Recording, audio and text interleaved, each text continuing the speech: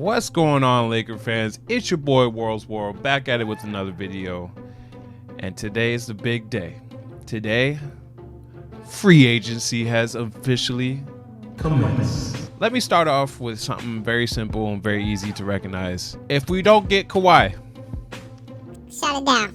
Shut it all down. All this hype of giving people free maxes and Kyrie Irving or Jimmy Butler. If the name does not start with a K, not Kimba. Okay, Kimba, I get it. If it's not Kawhi Leonard, well, now that I think about it, there's two players with K that I really like on my team. Klay Thompson. But we all know he's going back home. That'll be a dream. That's the one dude that can play anywhere at a high level. That's the person you give the max to as well. But I'm going to say it one more time for everybody. If the name is not Kawhi Leonard,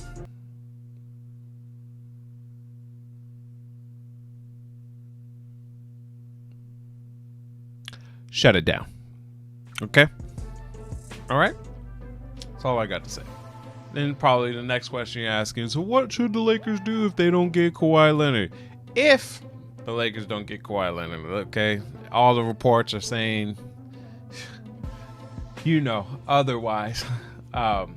There's a lot of different ways we can go about free agency. But I'll give a list off of my top 5 if we don't get Kawhi or Klay, okay? Number 5. We obviously need a point guard.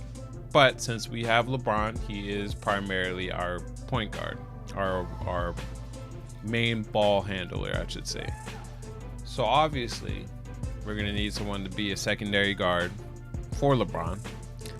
And who better than to have that hoorah and that crazy mentality than Patrick Beverley? Bruh. Okay, Patrick Beverley is the epitome of a locker room guy, but that one guy that every championship team needs. You have your Draymond Greens, you have your Ron Artest, Meta World Peace, you have your Dennis Rodmans, your pick a player from that Detroit team that won it all. He's that one guy that can hold it down, that can call out people for not doing what they're supposed to be doing on the defensive end especially. And he's an improved jump shooter. Not that he's going to be some knockdown shooter than what he was last year, which I think he was probably his best shooting year.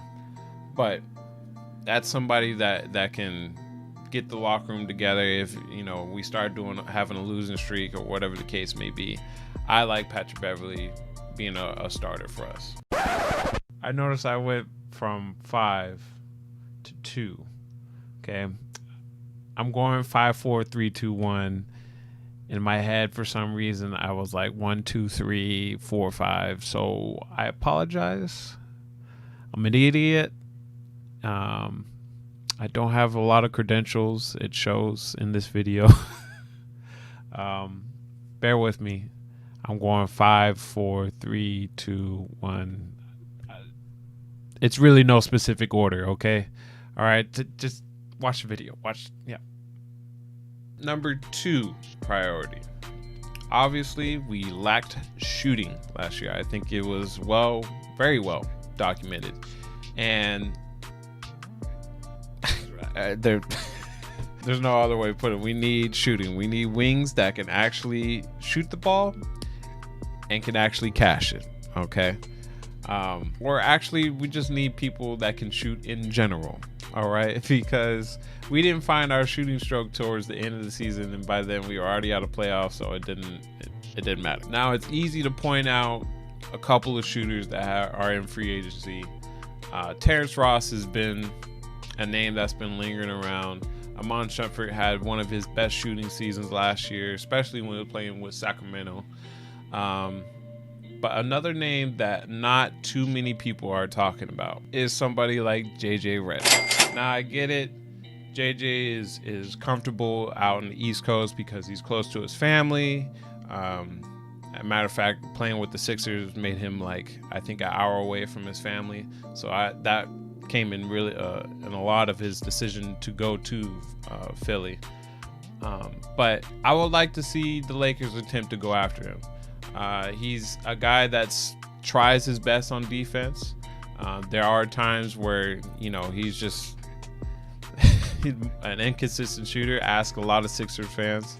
But he is also one of those guys where you can't leave him open, whatever the case may be. He might go 0 for 15 in that game. You still got to guard him. But he is also a guy that I'm sure LeBron would be like, I'm going to find a way to get you shots. I'm going to find you a way to get you open jump shots. Not that that's ever been a problem for LeBron in the past, but he's going to get LeBron easy buckets, easy assists. So I can see the Lakers going after him. Also somebody like a Seth Curry. But JJ Redick, he's up there in age. He's a veteran. So obviously LeBron loves playing with veterans. And I think now that he's gotten his money, per se, in the last couple of years, I think he would be open to the idea of, okay, I got my money. Let's play for a championship. I'll take a veteran minimum, maybe that $5 million to $6 million range. Number 3, we need a backup point guard. It's not hard. It's not a hard decision to go with my man, the legend, the man that saved the Lakers season last year at the end, and that's my guy Alex Caruso. Now he's a restricted free agent, which means that he can go to other teams, sign a contract, and then the Lakers have 2 days, 48 hours to match that contract. Lakers, if we don't get anybody, get Alex Caruso, please. Please, please, please. I'm begging you, please just save this man. I've been watching Alex Caruso since 2-3 summers ago. I want to say it's 2. It's about to be 3. It's going to be lit in Vegas. Can't wait. And, you know, even when the very first game, when it was Lonzo's very first game, I was always wondering, who's this bald dude just dunking in warm-ups and just like looking like, you know, he's that one white boy that plays with all the brothers.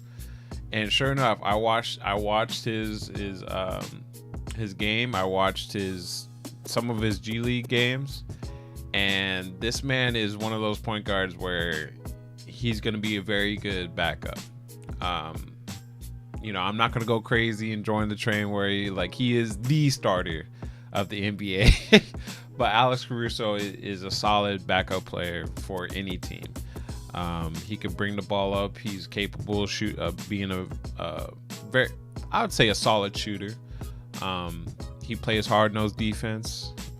He's gonna get picks, steals, be a nuisance on the defensive side.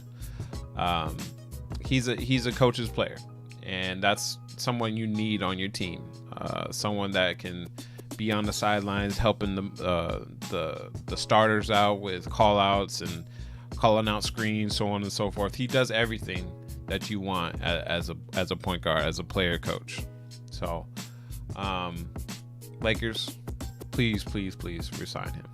And the same thing with Jonathan Williams. I think Jonathan Williams will be being okay as being that 14th or 13th guy on the Lakers roster. You know, there's going to be a lot of injuries because we just don't know how to deal with being, you know, healthy. There's always praying. Pray. We pray. So I'm okay with bringing Jonathan Williams back. Not at an expensive contract. It better be like, as a matter of fact, just take the qualifying offer and gamble. That's that. Number 4 and 5 are kind of the same. We obviously have to fill out the bench, and you can go find guys in the G League, but there's also a need on our team. I don't think you can have enough shooting around 2 of the best 5. That's not English. 2 hours later. You can never have enough shooting around 2 of the best 5 players in the NBA. I was saying it right this entire time. I'm tripping. What the fuck? There's also people out there like Justin Holiday, Wayne Ellington, Garrett Temple is another player. I feel like we're just stealing all of the Clippers players. But somebody like JaMychal Green, is a very capable forward in this league. He can play the 3, he can play the 4, a little bit of 5, but he's one of those hard-nosed, hard-work players. I still think he wants to go get his money. He's very capable of going and getting that money out in New York, Dallas, even staying with the Clippers.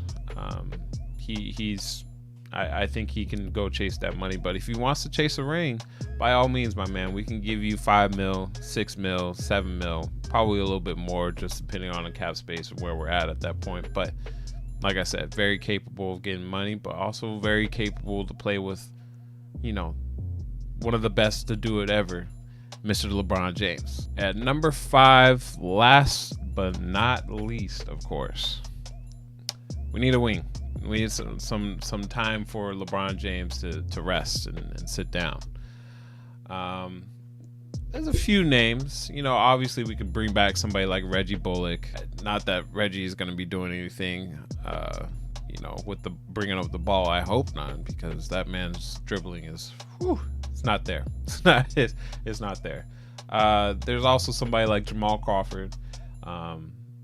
I wonder if he's worried about getting minutes. His age is up there, but he's still one of those dudes that can hoop whenever. He's just an all-time hooper, essentially. Obviously, Trevor Ariza is a big person that has been linked to coming back to the Lakers for the last, I feel like forever. It's like 5 years or so. And that would be exciting.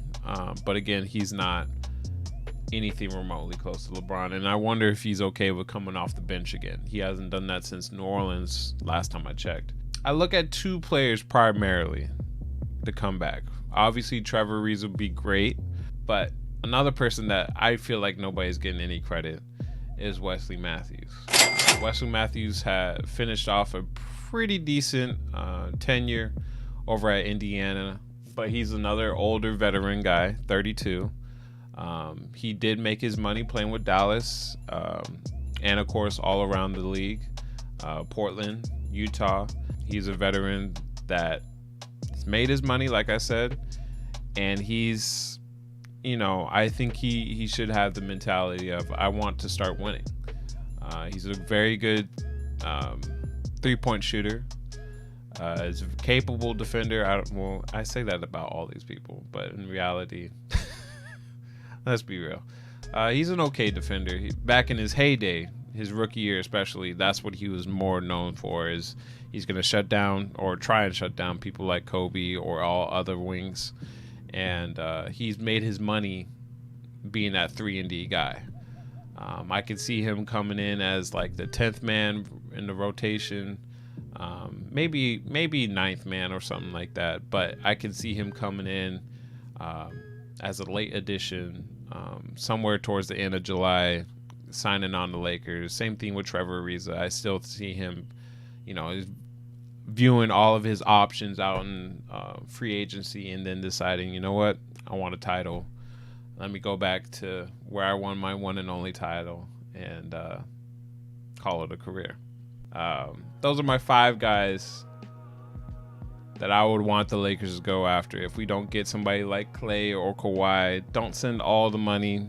Put these people on one person on like a 3-year contract, the player option. Everybody else on 2 or 1-year deals. By the time this video up, I'm sure free agency has already been started or just starting. Make sure y'all tune in to Coast to Coast. You know where it's at, every Sunday on CK2K's channel at 7:30. Sorry. Of course, you know about the Tillman and Warr show. Be there on Monday where we talk whatever that happens tonight. We will be talking about it tomorrow. If it impacts the Lakers, good, bad, or ugly, we're going to be talking about it. But all right, y'all, this is the video. Hopefully y'all enjoyed it. Be sure to like, share, and subscribe to the channel. Leave a like if you did enjoy the video. That way I know I'm doing the right thing or I'm not doing the right thing. Typically is I'm not doing the right thing, but it's all right. It's okay. We learn. All right. But all right, y'all, I'll see y'all tonight on the CK2K's channel on Coast to Coast. Till the next video. Peace.